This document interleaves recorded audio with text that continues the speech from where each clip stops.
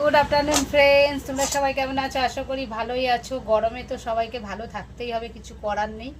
তো দেখো বন্ধুরা, আজকে সকাল থেকে আমি এক ফোঁটা ভিডিও দিতে পারছি না, কেননা আমি আজকে থেকে আবার দোকানটা দেব, তোমরা দেখতেই পারবে।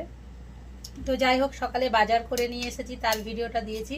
আর এখন দেখো এই যে বাটা মাছের ঝোল করেছি, দেখো সেটা তোমাদের দেখাই। দেখো, দেখতে পাচ্ছ কি না জানি না, দাঁড়াও দেখাই তোমাদের। দেখো,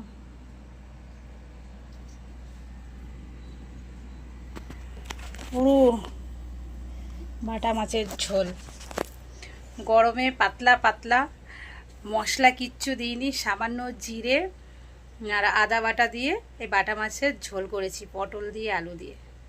বুঝেছো গো, এরকম পাতলা করে ঝোল করে খাবে, দেখবে শরীরের পক্ষে খুব ভালো। অত রিচ খাবার ভালো নয় এখন যেহেতু খুব গরম। তো চলো বন্ধুরা, আমার ভিডিওটা যদি ভালো লাগে লাইক কমেন্ট শেয়ার করে দিও। টাটা।